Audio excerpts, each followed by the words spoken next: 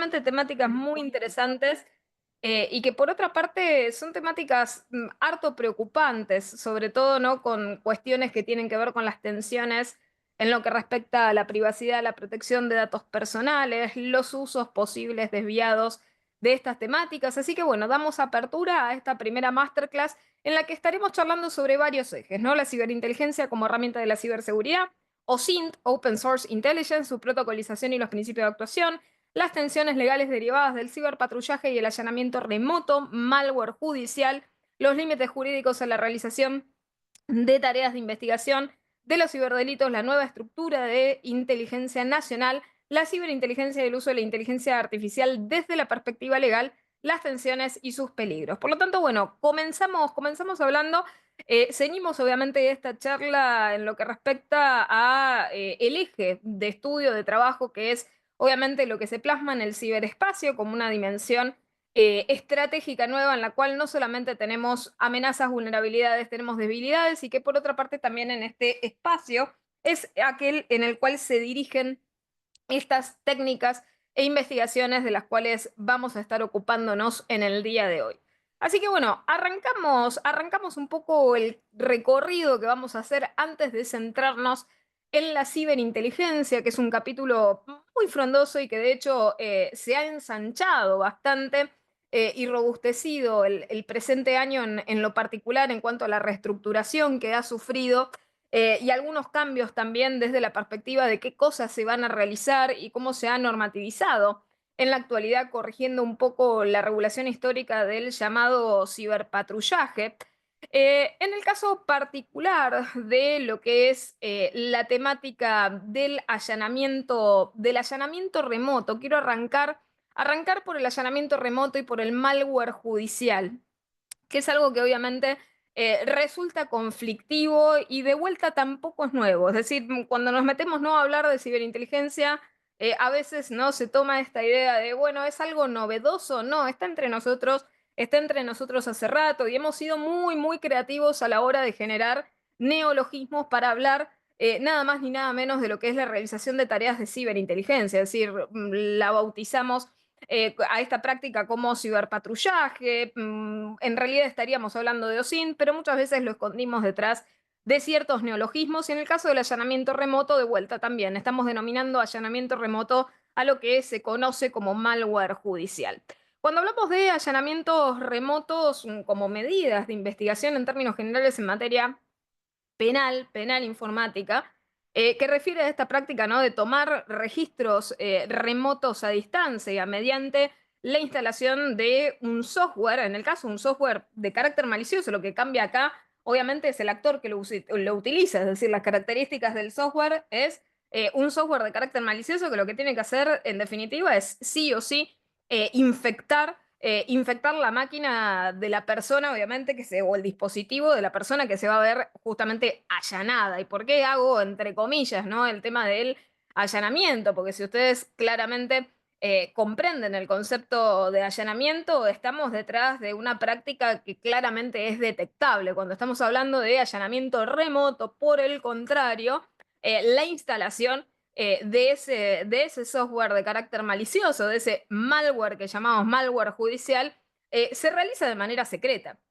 Entonces ahí ya tenemos un poco de conflictividad profunda desde el punto de vista jurídico. ¿Por qué? Porque estamos hablando de un software que no es advertible, no es detectable, ¿sí? A simple, como decirles, a simple vista o de manera intuitiva, donde tenemos serias dificultades en lo que respecta al control y en la auditoría. O sea, piensen en el tema de la auditoría en tiempo real. Una cosa es el haber auditado previamente ese malware, pero hay una realidad. Ese malware puede tener, por ejemplo, versionado, puede cambiar en cuanto al contenido, puede tener microcódigo, puede haber muchísimas situaciones en las cuales haya un componente diverso al que se le sacó la foto con esa auditoría estática previa. Por lo tanto, es muy compleja esta cuestión de decir, bueno, esto es, entre comillas, perenne, no sabemos porque no tenemos manera de controlarlo en tiempo real y obviamente como no tenemos manera o modo de controlarlo en tiempo real, menos nos vamos a poder defender frente, ¿no? a las variaciones que pueda tener este software. Por otra parte, tenemos otra cuestión, ¿sí? Cuando nosotros tenemos un allanamiento, claramente tenemos una situación, entre comillas, limitada, tenemos una situación que se cierne entre nosotros en la cual tenemos obviamente un derecho de defensa, tenemos justamente también la enunciación de nuestros derechos en el marco de ese tipo de procedimiento, un procedimiento que claramente no es oculto, es ostensible a los sentidos. Pero está claro que el allanamiento de carácter remoto a través del uso de malware judicial carece realmente de toda bilateralidad y derecho de defensa. Y por otra parte, otra de las situaciones que realmente son conflictivas en la utilización de este tipo de medios es el tema de la desproporcionalidad de la medida, porque ya tenemos ahí obviamente un problema de la adecuación en el caso, ¿no? de lo que es adecuación de medios afines. Piensen esto desde la perspectiva de lo que se está haciendo frente a lo que se busca obtener. Es decir, claramente estaríamos frente a un examen de constitucionalidad que este tipo de técnicas no atraviesa de manera positiva si se lo examina de manera adecuada. ¿Esto por qué? Y acá vamos a explicarlo. Cuando nosotros nos metemos a examinar, obviamente, registros informáticos de manera remota sobre equipos informáticos, o sea, equipos informáticos hablo en un sentido general del término, hay una realidad, los equipos informáticos, la mayoría de los equipos informáticos que utilizan, ¿sí? Las personas no almacenan de manera exclusiva y excluyente la evidencia de la persona que dice ser justamente allanada, es decir, no se almacenan en estos dispositivos solamente la evidencia que se está buscando. Y es ahí donde vemos que también en estas situaciones podemos tener una afectación bastante profunda a lo que serían los derechos de terceros, particularmente violando la expectativa de privacidad, la privacidad y la confidencialidad de esos terceros. Por otra parte, muchas veces no se ha buscado el excusar el avance sobre determinados tipos de garantías y sobre específicamente, ¿no? la temática de la privacidad, con la excusa justamente de, bueno, pensar en los niños. Hay una realidad también más profunda de esto. Podemos estar violando derechos de niños, niñas y adolescentes que también utilizan, por ejemplo, en el caso, dispositivos o ordenadores de carácter doméstico, que por lo general son dispositivos multiusuario, muchos operadores de ese mismo dispositivo electrónico en el mismo contexto social. Y todas estas cuestiones que les estoy señalando en cuanto a la privacidad, la confidencialidad, la violación de la expectativa de privacidad y por otra parte también la autodeterminación informativa de las personas, más allá de la búsqueda que se está procurando, todo esto es violatorio de la Ley 25326 de protección de datos personales. Y por otra parte, ahí ya tenemos también el otro problema del término, cuando también nos metamos más adelante justamente con el tema este del ciberpatrullaje, con el tema del allanamiento remoto, tenemos el mismo problema terminológico. No es allanamiento, ¿no? En el sentido estricto del término, el allanamiento es algo ostensible, es algo detectable por los sentidos, más allá de todas las cuestiones de condicionamientos legales que tienen las medidas en cuestión que se dirigen a través del mismo. Cuando nosotros nos metemos con el tema de malware judicial, en definitiva estamos refiriéndonos a un malware, o sea, un software de carácter malicioso. Malicioso como cualquier software de carácter malicioso, es decir, ustedes seguramente han compartido antes con nosotros charlas, ciclos de charlas en las cuales, por ejemplo, hemos conversado específicamente sobre las estafas bancarias, sobre los vectores justamente de ataques, entre otras cuestiones. Y acá tenemos obviamente el mismo tipo de elemento. La única diferencia, como les decía, es quién opera, quién tal vez programa, controla ese elemento y quién obviamente lo ejecuta y lo dirige. Ahora, la pregunta que nos podemos hacer también en torno a ese malware judicial que se utiliza, además, ¿no? de esta cuestión de el control, la auditoría y demás, es ¿qué pasa si ese malware se ve adulterado? No es solamente la cuestión de que desde el nacimiento del mismo, el mismo tenga tal vez puertas traseras o contenido, por ejemplo, que se encargue de escribir, insertar cosas, sino que también podemos tener algún problema en el durante, es decir, luego del diseño, con la adulteración del mismo. También, obviamente, cómo se resuelve esta cuestión de si el malware modifica o escribe, es decir, cómo nos defendemos frente a algo que desconocemos que se ha instalado en un dispositivo nuestro y que por otra parte se ha encargado de insertar evidencia que después tal vez curiosamente pueda encontrar. Y también el otro problema es, ¿qué pasa si ese malware judicial también sirve como stalkerware? O sea, ¿qué pasa si de golpe se convierte en un software de monitoreo, en un software vigilante que nos stalkea?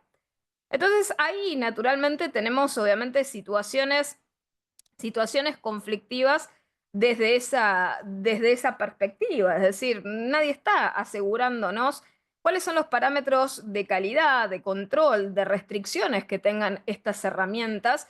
Y de vuelta, esto no se soluciona como muchos harían, ¿sí? Con la dirección judicial de malware a utilizar en allanamientos remotos. Es decir, de vuelta, nosotros tal vez la solución argentina sería generar un organismo obviamente retórico, burocrático, estéril, que lo que hace es colocar sello de goma al malware judicial. Esto no se soluciona de esta manera porque acá estamos frente, obviamente, al diseño de una herramienta de carácter informático que tiene capacidad justamente de dañar, ¿no? Entonces, las diferencias que pueda tener esto con el malware o el software malicioso común y corriente, no va a tener diferencias en cuanto a las mismas tensiones que obtenemos con el análisis de este tipo de problemática respecto de esa tipología de software, solamente a diferencia del carácter del sujeto que lo desarrolla, lo instala y lo utiliza.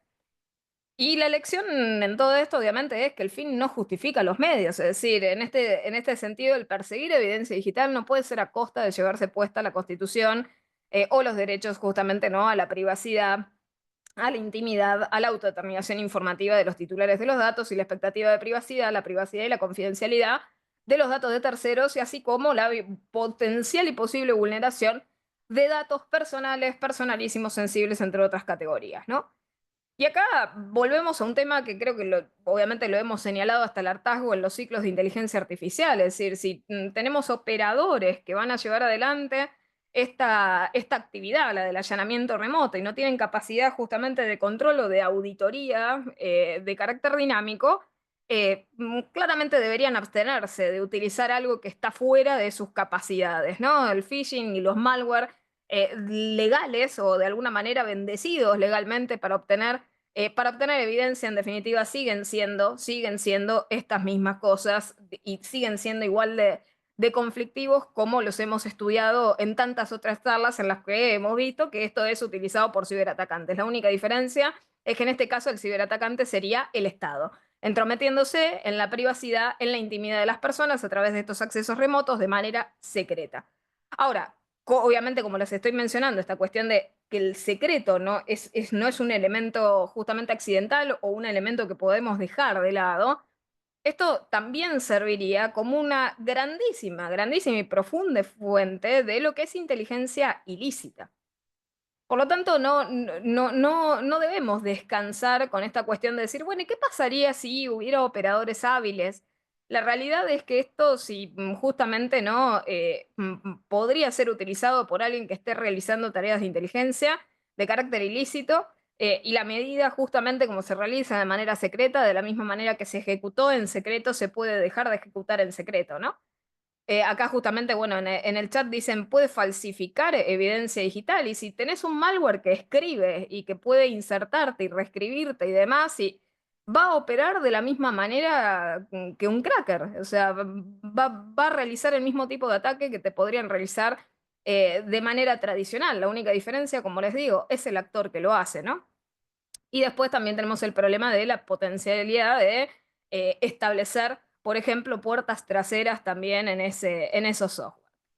Nosotros tuvimos un antecedente curioso, pero no sobre el tema justamente ¿no? de malware, sino con el uso de drones. Yo no sé si ustedes recuerdan, ¿sí? Hace muchos años atrás, bueno, acá justo en el chat voy a interrumpir un segundito. Acá decía la paridad de armas necesarias para el Estado para combatir a la ciberdelincuencia. Esto no es paridad de armas, esto justamente es lo contrario. Es perder nosotros la privacidad, perder nosotros nuestra ciberseguridad, perder nuestra expectativa de privacidad, o sea, seguir los mismos débiles de siempre, perdiendo todos los instrumentos de defensa jurídicos a cambio justamente de que se combata la ciberdelincuencia. Es decir, perder de aquellos que somos inocentes nuestra privacidad, nuestra expectativa de privacidad, nuestra autodeterminación informativa, de vuelta con la excusa de luchar contra la ciberdelincuencia. Muchísimo daño se ha hecho a la sociedad en nombre de combatir la ciberdelincuencia, en nombre de la protección de los niños, niñas y adolescentes, en nombre de esas causas sociales en las cuales nadie en su sano juicio podría oponerse. Ahora, lo que está claro es que ninguna de estas situaciones, ¿sí?, justifica extralimitarse en soluciones que son antijurídicas, que son inconstitucionales, que son desproporcionadas, que son irrazonables y que no son adecuadas a los fines que se persiguen. Por lo tanto, en este caso, lo que se logra con esto, por el contrario, es la inversión de la carga de la prueba del estado de inocencia. Es decir, van a poder instalarte malware dirigido estatalmente a tus computadoras, a tus dispositivos, con la excusa de estar luchando contra la ciberdelincuencia. ¿Por qué mi privacidad, mi autodeterminación informativa como ciudadana tiene que estar comprometida por la búsqueda de algo inespecífico a través de una herramienta que puede causar muchísimo más daño que beneficio? Y vuelvo al ejemplo, porque nosotros hemos tenido, ¿sí?, hemos tenido situaciones en las que esto se ha trabajado, ¿no?, a modo, como decirles, de laboratorio. Yo no sé si ustedes se acuerdan, aquí voy y vuelvo, ¿no?, retomo con el antecedente este que les quería comentar, que es un antecedente que se realizó con el uso de drones. El caso Crozono. Yo no sé si se acuerdan, allá por el año 2015, con el uso de drones se instaló, se utilizó, ¿no?, un dispositivo con software que permitía la realización de ataques automatizados a infraestructuras críticas o a puntos de Wi-Fi. Y esto se promovió de que esto fue un proyecto, ¿no?, en el cual se comentaba, ¿no?, que esto podía ser utilizado específicamente por las fuerzas de seguridad, tanto, ¿no?, la policía en el caso metropolitana, las fiscalías de lucha contra los ciberdelitos de Buenos Aires, que iban a ser capaces de utilizar este sistema con el uso de drones para testear justamente las vulnerabilidades de los puntos de acceso y también para la realización, como se conoce y como veníamos charlando, de los allanamientos virtuales de manera justamente sigilosa, específicamente, y de vuelta acá, los arietes o los caballos de Troya, con los cuales se llega siempre, ¿no?, a insertar o plasmar estas temáticas, que era la lucha contra el narcotráfico y en el caso de la pedofilia, ¿no? Y entonces comentaban quienes habían generado el proyecto de que la arquitectura, en el caso de Crozono, era una arquitectura modular, que tenía de placa Raspberry Pi junto tarjeta Wi-Fi, una batería que alimentaba todo el circuito. Bueno, hasta allí las especificidades de orden técnico. Lo que es importante de esto justamente, ¿no?, en relación a lo que venimos hablando, era la ejecución y la realización de ataques de manera automática a través de un sistema que se basaba en el tema de las cercanías y las coordenadas GPS.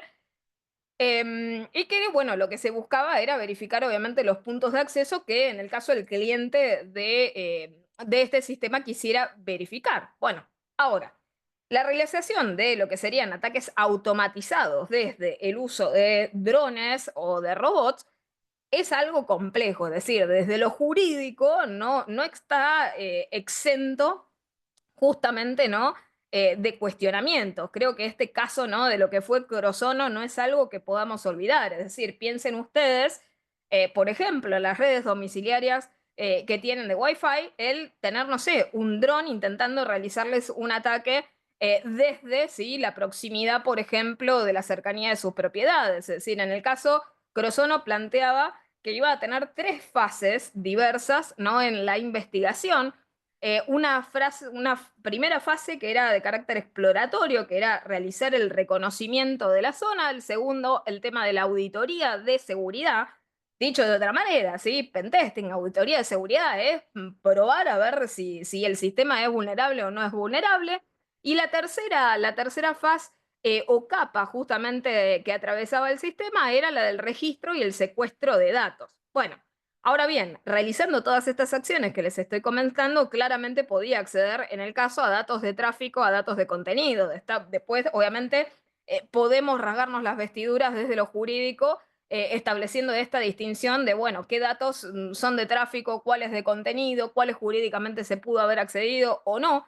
Y después también, bueno, los creadores de este proyecto concluían también con esta cuestión de que Crozono, bueno, era parte de un proceso de concientización, que claro está, yo creo que más que nada cumplió obviamente la finalidad, obviamente, de concientizarnos del peligro al cual nos podían llegar a someter con drones, con vehículos aéreos no tripulados, intervenidos de esta manera para ejecutar ataques maliciosos contra cualquiera, ¿no? Así que creo que la concientización del peligro que implicaba esto es clara, ¿no? O sea, en ese sentido cumplió su cometido. Pero volviendo obviamente al allanamiento remoto, al tema de malware judicial, estaríamos hablando en el caso ya no, justamente no de dispositivos físicos para realizar ataques, sino de exploits legales estatales, ¿no? Y acá la pregunta es, bueno, ¿quién va a controlar esto? Y después, desde la perspectiva de nosotros como operadores jurídicos del derecho, desde la perspectiva de, bueno, ¿quién le va a exigir qué al juez? Es decir, hay también una gran discusión en torno a, bueno, ¿cuál es la especificidad? ¿Sí? ¿Cuál es la especificidad de orden técnico que podemos dialogar, por ejemplo, con un operador judicial? Sobre justamente la utilización de un exploit legal de carácter estatal. Es decir, la gran pregunta que por lo menos me hago acá a nivel retórico, acá también el doctor Bongiorno en el chat menciona, ¿no? Que le hace pensar ciertamente sobre motivos de dar por hecho la democracia. En el caso de este que uno se pregunta, ¿no? A nivel judicial, ¿qué es lo que beneficiaría más un sistema de estas características? ¿Ser más específicos o menos específicos? He leído una incontable cantidad de expertos que dicen, no, que lo mejor es ser menos específico, porque cuanto más específico, más se cercena la capacidad de acción desde una perspectiva judicial.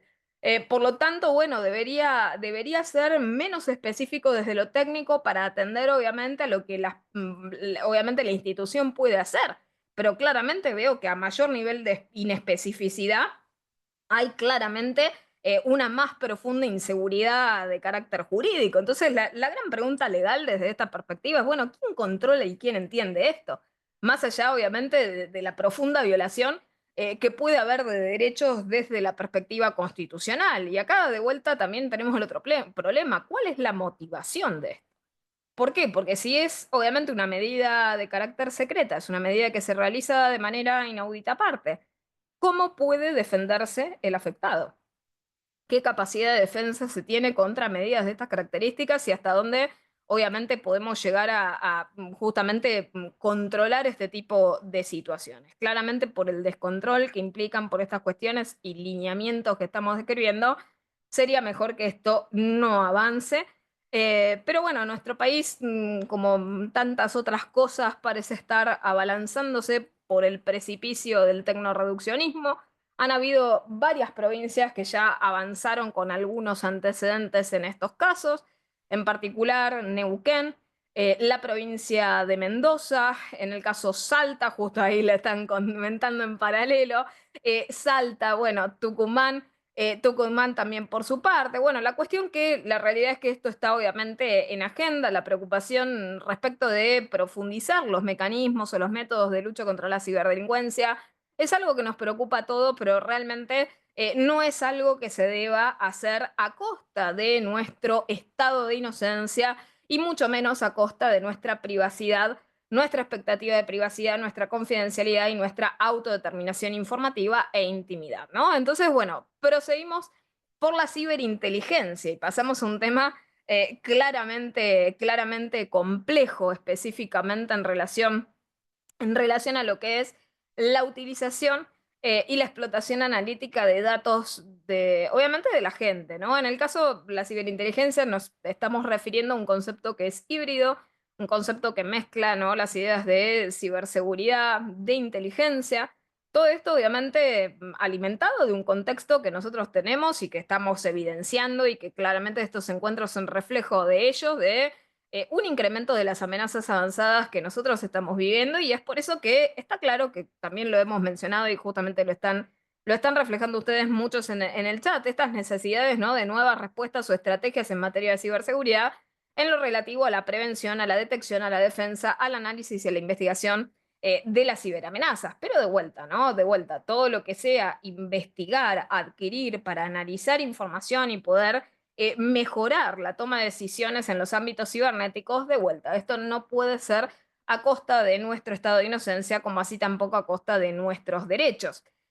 En la ciberinteligencia hay algo bastante interesante para estudiar desde el punto de vista jurídico, más allá obviamente de que es el hecho de aplicar la inteligencia al ciberespacio, que es el tema de que es complejo, obviamente, adaptar los procesos convencionales que nosotros conocemos en lo que respecta, ¿no?, al ciclo de vida de lo que es la inteligencia, la actividad de inteligencia, los procedimientos tradicionales de recolección, de validación, de elaboración de inteligencia, y cómo extrapolamos estos procesos naturalmente al ámbito de lo digital, ¿no?, al ámbito cibernético. Y en esa adaptación está claro que tenemos que también establecer, y esto lo vamos a charlar un poquito más adelante, las problemáticas específicas, ¿no?, de cada una de estas etapas de ese ciclo de vida. Solamente voy a centrarme, porque esto también cuando planificamos con Irene, ¿no?, la charla, una de las cuestiones que decíamos, bueno, será muy interesante comentarles a ustedes, ¿no?, nuestra nueva estructura, cómo está compuesto, ¿no?, nuestro ecosistema actual en lo que respecta, ¿no?, a la inteligencia nacional, porque hemos tenido cambios en el presente año. Recuerden que nosotros desde lo que es obviamente el presente año volvimos a reestructurar teniendo una Secretaría de Inteligencia del Estado, abreviatura, voy a mencionar los acrónimos también para que los tengan de referencia, la CIDE, que es el órgano dependiente del presidente de la Nación que coordina y que dirige el sistema de inteligencia nacional.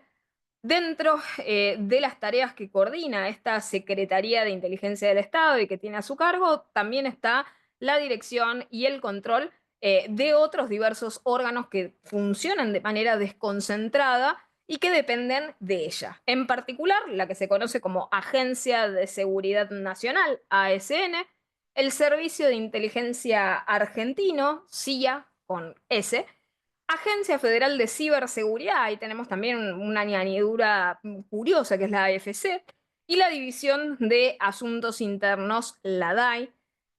Por otra parte, bueno, toda esta coordinación por parte de la CIDE también lo que hace es controlar y coordinar operativamente la cuestión presupuestaria de la Dirección Nacional de Inteligencia Criminal y de la Dirección Nacional de Estrategia Militar, que son dependientes claramente del Ministerio de Seguridad y del Ministerio de Defensa, respectivamente por su parte, ¿no? Todo esto a través del cambio que sufrió esta estructura por medio del decreto del presente año, el decreto 614 del 2024, por el cual se termina disolviendo, ¿sí?, la AFI. Se crean en el artículo cuarto, como les había comentado, estos órganos desconcentrados que les había referido previamente. Por otra parte, se trasladan todas estas cuestiones, ¿no?, de la AFI a justamente la CIDE, el mantenimiento también del personal en cuanto a sus funciones y demás. Y por otra parte, establecen también alguna suerte de, como decirles, de modificaciones en lo que respecta a los conceptos, como ser el tema del concepto de la actividad de inteligencia nacional, de la actividad de contrainteligencia, entre otras cuestiones. Y por otra parte, en relación a este tipo de cuestiones relativas al control, a la coordinación y demás, también se establecen algunos lineamientos en torno a, bueno, cuáles serían justamente las cuestiones reglamentarias, accesorias a todas estas materias en las cuales justamente por razones de brevedad no quiero obviamente hiperextenderme a los efectos que no llegar, ¿no?, con las partes que entiendo jugosas de esta modificación estructural. En lo que respecta a cuestiones del marco regulatorio previo, bueno, barrida total estructural respecto de todas estas cuestiones anteriores que se habían regulado en torno a la AFI. Yo creo que tal vez ustedes conocían, más allá, ¿no?, del marco de la Ley de Inteligencia Nacional y su decreto reglamentario, que tuvimos obviamente una norma de creación de la AFI, eso queda derogado, la nueva doctrina de inteligencia nacional de 2015 queda derogada, lo mismo las modificaciones, la intervención de la AFI, las nuevas funciones de la AFI, la reestructura reorganizativa de la AFI, bueno. Pero lo que me interesa específicamente en estas cuestiones es el tema de las prohibiciones, o como decirlo, las limitaciones legales de realización de este tipo de tareas. Ya históricamente, en lo que respecta, ¿no?, a las funciones históricas de la AFI, había ciertas prohibiciones expresas que estaban enunciadas en el artículo cuarto, respecto, por ejemplo, entre otras cuestiones, solamente me voy a centrar en eso, en el tema de no establecer, no producir inteligencia o almacenar datos sobre personas por el solo hecho de su raza, fe religiosa, acciones privadas o opinión política o de adhesión o pertenencia a organizaciones partidarias, sociales, sindicales, comunitarias, cooperativas, asistenciales, culturales o laborales, así como para la actividad lícita que desarrollen en cualquier esfera de acción.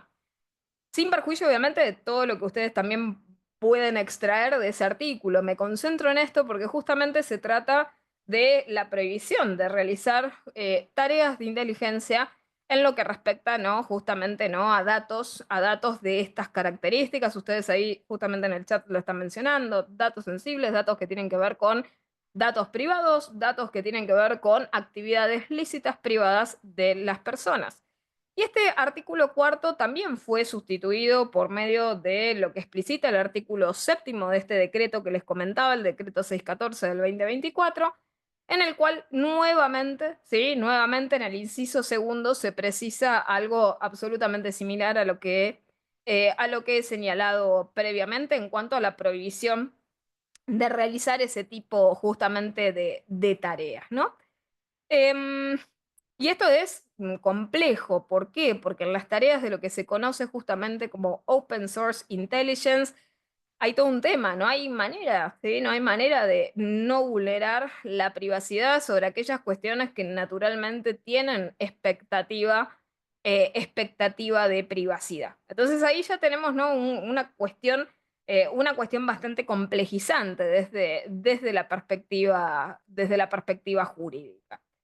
En términos generales, y para obviamente ir un poco delimitando la actividad de ciberinteligencia, ¿no? Que es esto que se habla, no hay un consenso uniforme, obviamente, sobre la definición, hay diferentes maneras de interpretar la cuestión de la ciberinteligencia y la realidad es que, para resumir tal vez ambos extremos, me parece lo mejor tal vez conciliar ambas posiciones, que es resumirlo entre la inteligencia de aquello que se recolecta del ciberespacio y aquello que sirve justamente para el ciberespacio, no solamente dentro de él, sino también fuera de él, con independencia de la fuente desde la cual se lo obtiene, justamente para poder establecer esa información valiosa que nos permita mejorar, optimizar la toma de decisiones respecto de las amenazas que se ciernen en ese ámbito.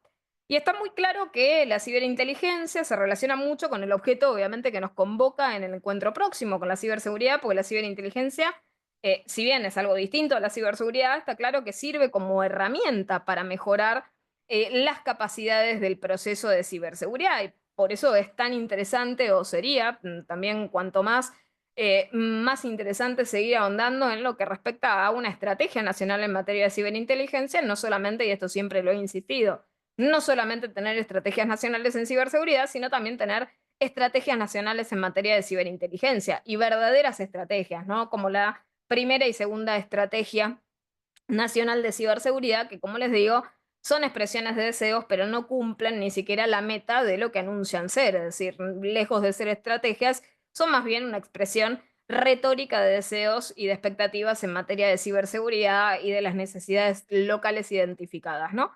Pero bueno, como les decía, hay problemas bastante complejos en torno a lo que es el proceso de la ciberinteligencia. O sea, cuando nosotros hablamos de ciberinteligencia, hay todo un proceso de planificación, de recolección, de análisis, de identificación, de acción y de evaluación. Y que ese ciclo que les estoy comentando, que es un ciclo que se somete también no solamente al análisis del contenido, sino también al tema del análisis técnico, del análisis estratégico de la misma, pasa obviamente por problemáticas que son, a ver, específicas en cada una de las etapas y que también tenemos que tener en cuenta desde nuestra perspectiva de estudio. En primer lugar, cuando nosotros pensamos en la planificación, en la dirección de estas tareas, podemos estar pecando de poco dinamismo por falta de formación, de experiencia específica, y esto se ve. Es decir, que tengamos realmente operadores que realizan ciberinteligencia, que la llaman ciberpatrullaje y que no tienen formación específica para hacerlo, realmente genera una inseguridad jurídica atroz. Es decir, no podemos tener gente haciendo ciberinteligencia sin que estén formados en ello. Por otra parte, esto trae una consecuencia letal en la fase que sigue, la obtención de los datos y la información. ¿Por qué? Porque de vuelta, si tenemos visiones cortoplacistas, si tenemos operadores que no están formados, que no tienen capacidad, no tienen criterio, podemos pecar de esta cuestión de considerar valiosa información que no lo es. Este fenómeno lo hemos visto en un montón de situaciones de ciberpatrullaje, en las cuales se ve clarísimas fotos de lo que es infoxicación. Gente que tomó como información de calidad cosas que eran desechables, descartes de información que jamás debió haberse detenido el agente en esa información en particular, darle ninguna entidad, porque de vuelta también la falta de formación lleva a una consecuencia seria sobre la visión del agente que hace ciberinteligencia barra ciberpatrullaje, que es extrapolar al mundo de lo virtual, al ciberespacio, las cosas como si tuvieran las mismas consecuencias que en el entorno de lo físico.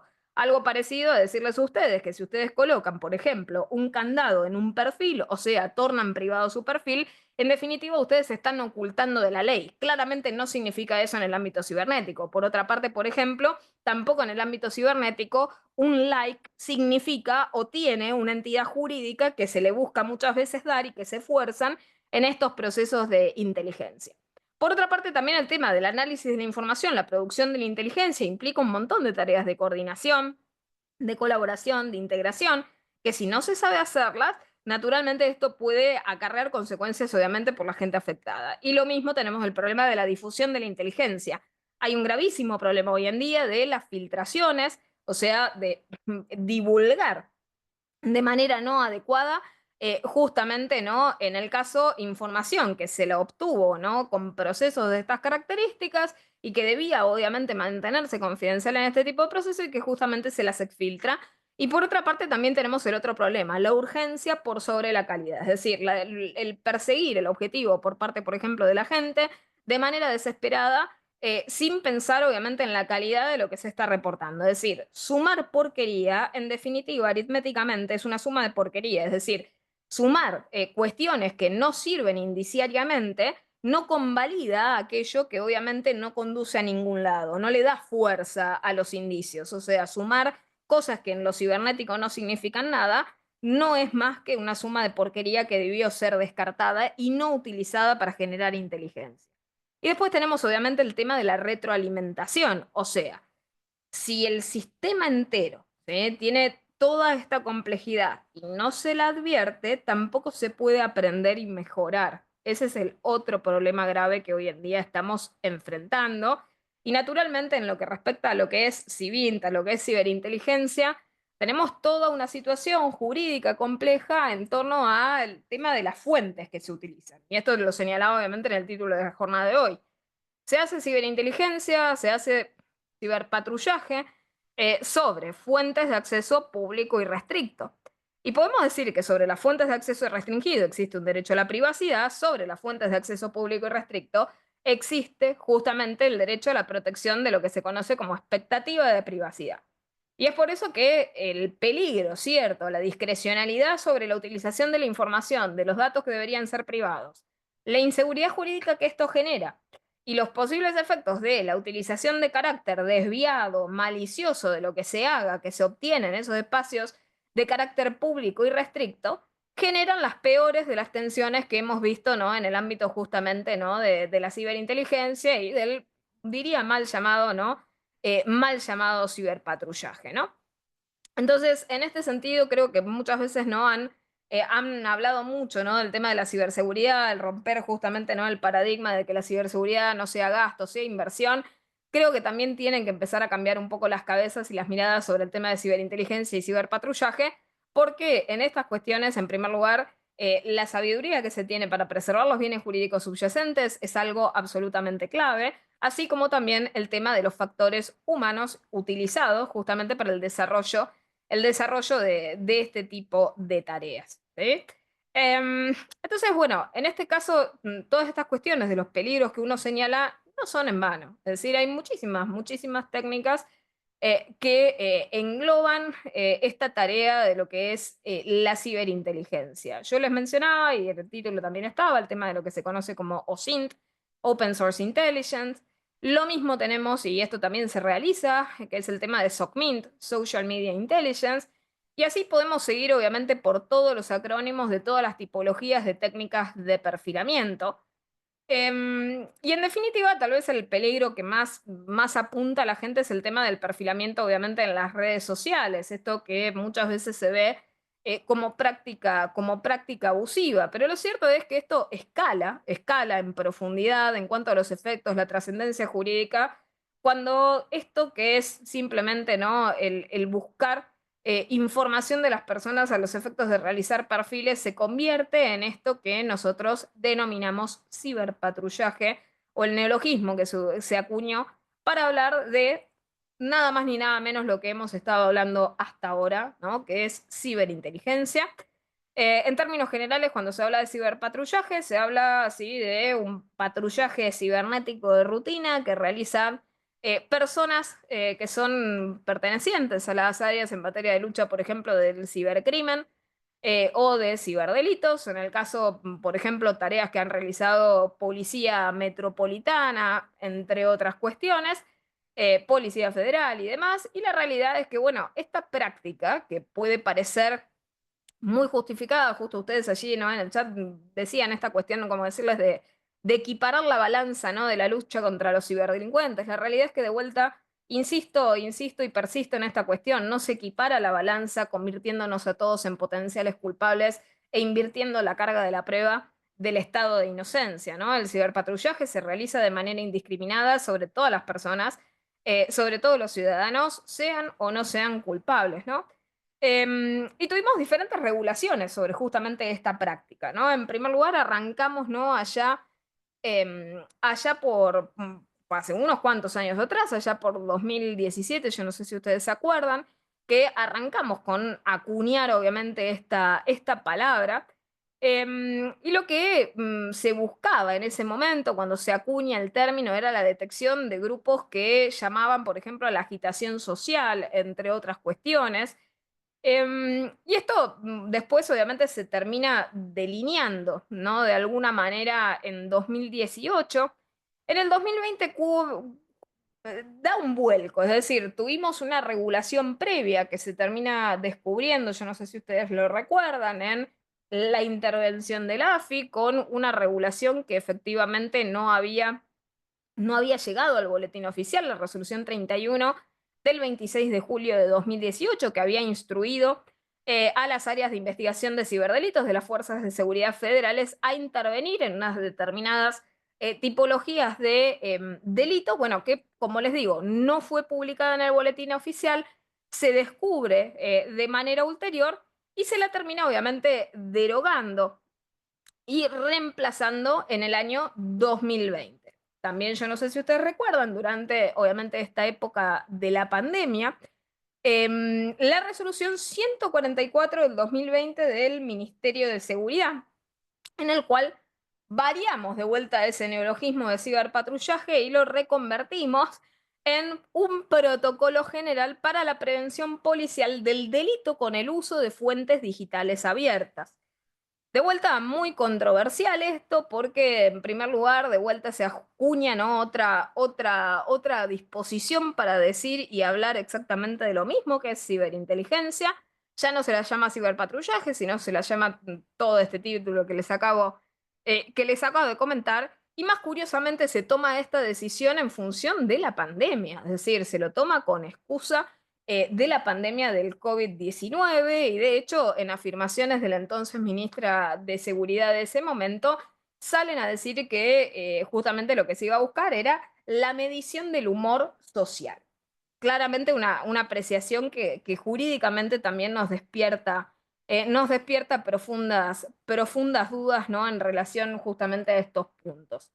Ahora, lo cierto es que, bueno, de allí hemos avanzado. Está claro que esta resolución 144-2020 termina con la salida, obviamente, del aspodispo que tuvimos más largo del planeta, y en ella se habían establecido, yo no sé si ustedes se acuerdan, principios de actuación Y usos prohibidos. Principios de actuación que terminaron obviamente legitimando la práctica. Algo muy curioso de esta entonces resolución 144-2020 es que en la parte de los considerandos iniciales se menciona un ramillete de organizaciones de defensa de derechos digitales, de defensa de derechos civiles locales, que increíblemente siendo opositoras a a la temática de la práctica del ciberpatrullaje con la ministra anterior, increíble y sorprendentemente sí se sentaron con la ministra de la gestión subsiguiente para charlar este tema y encima para protocolizarlo, lo que obviamente desde la perspectiva de los derechos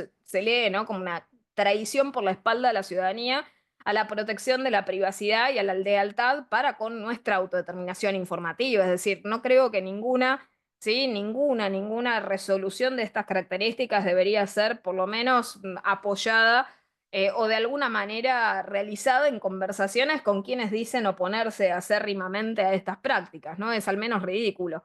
Pero bueno, increíblemente la resolución 144 cuenta con ese listado de aquellos que tal vez con algún determinado signo político entienden que las prácticas están mal y cambiando de vereda parecen que los insta a la reflexión y creen que con una protocolización de estas características totalmente retórica y sutil, ¿no?, desde esta perspectiva se podría permitir esa práctica. La realidad es que los usos prohibidos, en definitiva, son usos prohibidos de sentido común, es decir, no hace falta reiterar el sistema normativo entero para entender lo que es la realización de actividades ilícitas de inteligencia, increíblemente, ¿no?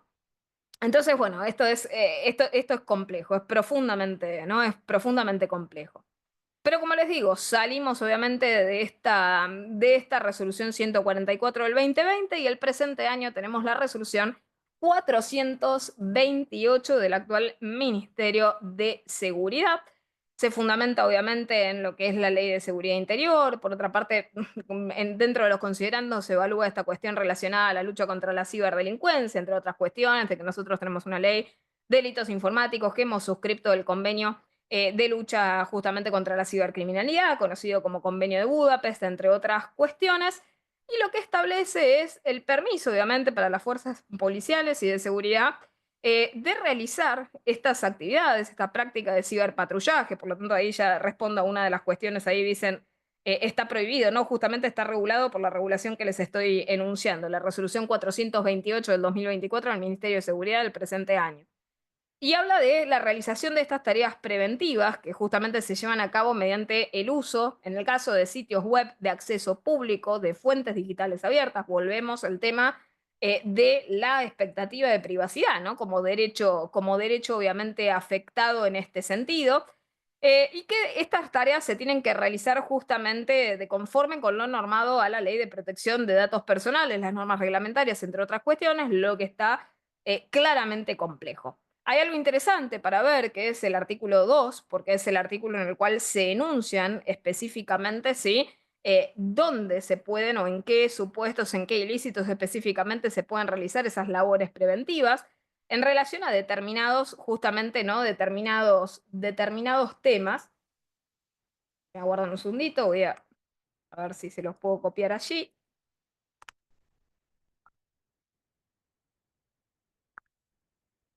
No estoy pudiendo, esperen porque está muy extenso. Pero bueno, en relación justamente a estas temáticas que les estoy compartiendo, ¿sí?, allí en el chat, son las temáticas específicas. Esto es bastante extenso, obviamente por razones de brevedad del encuentro, no voy a seguir, no voy a narrarlo, pero lo encuentran en el artículo segundo de la resolución 428 del 2024, todo este listado de los delitos y de los ciberdelitos justamente que en términos generales autorizan obviamente la realización de estas tareas, de las labores preventivas y cuáles van a ser los principios a los cuales deben adecuarse, los que después se encuentran enumerados en el artículo tercero y después justamente las previsiones del artículo 4 y otras previsiones en torno al tipo de software específicamente que se utiliza con el artículo quinto, entre otras cuestiones. Luego el artículo sexto sobre la derivación de temáticas reglamentarias.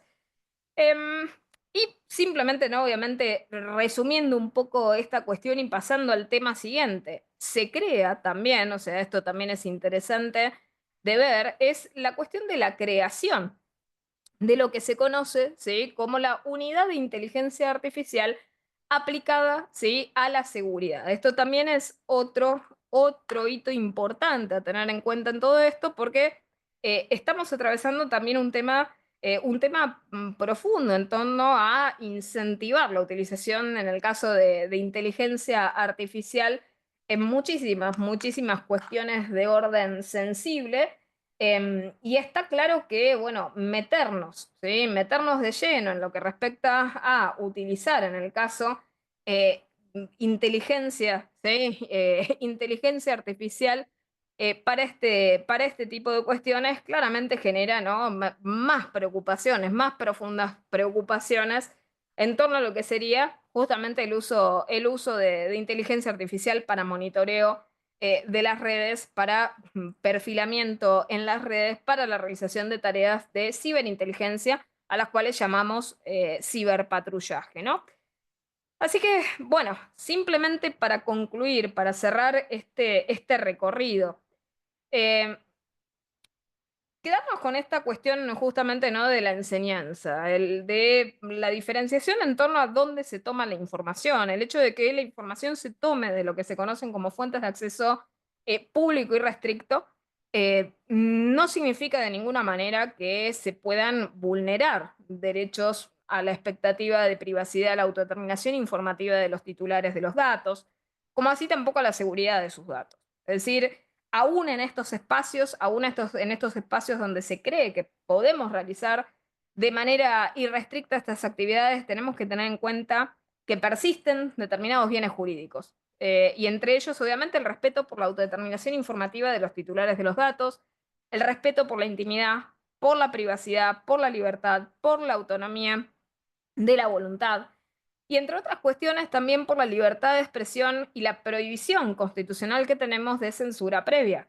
Todos estos mecanismos, en definitiva, de hipervigilancia, generan dentro, obviamente, de la gente, no solamente la cuestión de una censura desde la perspectiva activa, sino también una censura previa de carácter indirecto. Es decir, la gente, al sentirse obviamente observada, ya no se mueve con la misma espontaneidad o naturalidad respecto de aquellos espacios abiertos en los cuales están absolutamente destinados y diseñados para el interrelacionamiento. Y por otra parte, estas cuestiones no pueden desembocar siempre, rutinariamente en lo que es la discriminación o la pérdida de derechos. Estos peligros que yo les señalaba previamente en torno a lo que es la discrecionalidad, lo que es la inseguridad jurídica, las posibilidades de los usos desviados, eh, no es algo desestimable, no es algo menor, no es algo menor respecto de la preservación de nuestros derechos, y es ahí donde tenemos que entender, entender que estamos frente a un fenómeno que no tenemos capacidad de detectar de manera, como le decimos en el derecho, lúcida mientras ocurre. Cuando hablamos de ciberinteligencia, llamémoslo ciberpatrullaje, llamémoslo OSINT, llamémoslo SOCMINT. Agreguemos a esto la variante de lo que es el allanamiento remoto, el malware judicial, la interceptación con el uso de vehículos aéreos no tripulados o drones. Cualquiera de estas cosas, no tenemos capacidad de defensa. Cualquiera de estas que estoy mencionando, no tenemos capacidad de defensa porque no tenemos capacidad de detectarlo de manera lúcida, activa mientras están ocurriendo. Entonces, no nos vamos a poder defender contra ellas, no hay bilateralidad en los procesos que les mencionaba, no tenemos control así tampoco cómo se almacenan, cómo se tratan o se comparten los datos. También tenemos todo un gran tema respecto de la custodia, la guarda de la información que se obtiene a través justamente de estas herramientas. Y esto siempre lo destaco en materia de protección de datos personales. Es decir, cuando nosotros perdemos el control de la guarda física de los datos, se rompe esa protección desde lo jurídico, se rompe el control que podemos tener de ellos. Y hay una realidad.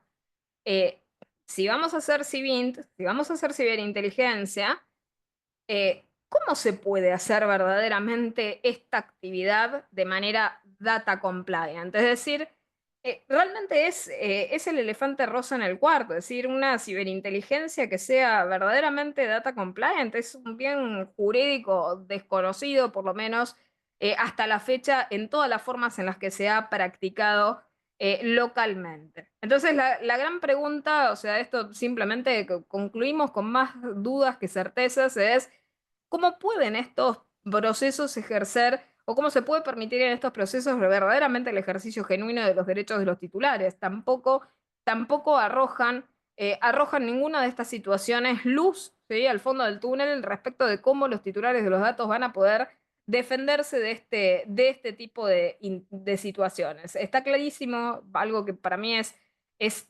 totalmente determinante, es que la ciberinteligencia ni el allanamiento remoto pueden arrasar con los derechos que legalmente tenemos reconocidos, que son preexistentes en materia de datos personales, en materia de derechos de carácter humano. O sea, ¿por qué? Porque la protección de datos personales hoy en día es un derecho humano digital. Y la no regresividad y la progresividad de los derechos humanos implica que se tienen que seguir justamente respetando estos derechos y no se pueden realizar actividades totalmente irrestrictas que vulneren justamente estos bienes jurídicos de manera desproporcionada e irrazonable, ¿no? Y estas medidas siempre, siempre deberían ser evaluadas en estos filtros que nosotros abogados realizamos de manera permanente, que es evaluar las medidas en conformidad con los que son los principios de razonabilidad, de proporcionalidad, de constitucionalidad, e insisto con esta idea de que no se puede proceder a invertir la carga de la prueba sobre el principio, o mejor dicho, ¿no?, el estado de inocencia, y que en definitiva, de manera conclusiva, todas estas cuestiones que hemos estado viendo, el malware judicial, ¿sí?, los exploits estatales, lo que es la ciberinteligencia de manera irrestricta, no son más que novedosos, entre comillas, o relativamente novedosos mecanismos de punitivización y de estigmatización del derecho a la privacidad, porque estamos permanentemente sometidos a esta conversión de lo privado como sinónimo de lo ilícito, ¿no? De lo anónimo como sinónimo de lo ilícito, de lo confidencial como algo riesgoso, ¿no? El hecho de que seamos confidenciales, el hecho de que seamos privados y no monitoreables no nos convierte per se en riesgosos. Y de vuelta por el hecho de perseguir un par de manzanas podridas, no podemos tratar a todos los ciudadanos como sospechosos con pérdida total de ese estado de inocencia que asegura, ¿sí?, justamente nuestro sistema jurídico y que tan importante es preservar.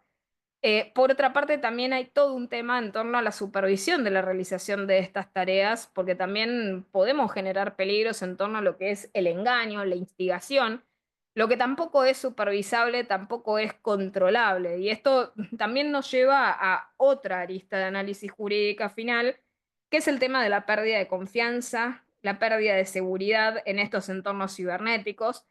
Y si se pierde también la confianza, lo que se pierde es, en definitiva, la utilidad social. O sea, ¿de qué sirven estas herramientas? ¿De qué van a servir también los entornos virtuales, cibernéticos, las redes sociales, etcétera, si nadie va a poder realizarse y relacionarse en seguridad en ellas, ¿no? Entonces, hay una realidad, el tema de transparentar las acciones sobre estos temas es imperativo, y por otra parte deberían anteponerse verdaderamente las autoridades de aplicación, que deberían encargarse de la defensa de la protección de los datos personales para que justamente estas garantías y cuestiones constitucionales no se vean avasalladas por estas prácticas, atendiendo y justamente a la luz de que las regulaciones en materia de protección de datos personales más modernas han reconocido, entre otras cuestiones, los derechos a no ser perfilado, a no ser objeto de toma de decisiones automatizadas, y por ende, si avanzamos en la privacidad para la posprivacidad, en el derecho al anonimato como un mecanismo último protectorio en materia de privacidad y en materia de seguridad. Así que bueno, simplemente cerrando el encuentro e invitándolos con ello al próximo, en el que seguiremos profundizando sobre todas estas cuestiones. Vamos a estar hablando en la masterclass de la semana siguiente, el lunes 11 de noviembre a las 17 horas. Vamos a estar charlando sobre las tendencias de este año, ¿sí?, 2024, en materia de investigación en ciberdelitos y cibercrimen y su proyección a futuro, las nuevas amenazas en ciberseguridad y su abordaje jurídico, los impactos humanos en materia de ciberdelitos y el análisis legal de las situaciones de vulnerabilidad y la inequidad en lo digital, la disrupción y la innovación investigativa como excusa del descuido legal en la ciberseguridad, los escenarios distópicos que propone el tecnoreduccionismo. Así que bueno, la semana que viene nos estaremos reencontrando con todo ello. Les agradezco inmensamente a los 100 que nos han estado siguiendo aquí por Zoom, y también todos aquellos que han estado siguiendo el encuentro a través de la página de Facebook de Microjuris Argentina. Así que bueno, muchísimas gracias también por los comentarios allí en el chat y los saludos en el chat. Un saludo inmenso a todos. Irene, te paso la palabra. Gracias, Joana. Muchísimas gracias. Ahí creo que había una persona, creo que era la escribana, que decía, me dejaste con más dudas que certezas. Pero esa es la idea, ¿no es cierto? Si nunca habías estado en una charla de Joana, ella te deja pensando. Pero está buenísimo. Bueno, gracias, como siempre, una exposición brillante y bueno, y la gente acá te está agradeciendo. Nos reencontramos el lunes que viene. Ya contaste de qué vas a estar hablando, así que no se lo pierdan. Va a ser la última charla de Joana del año, así que los espero a los 100. Nos Nos vemos el estaremos lunes viendo. próximo. Un saludo grande a todos. Pronto. Gracias, Gracias, Irene. Joana. Un Saludos beso a todos. grande. Chao, hasta luego.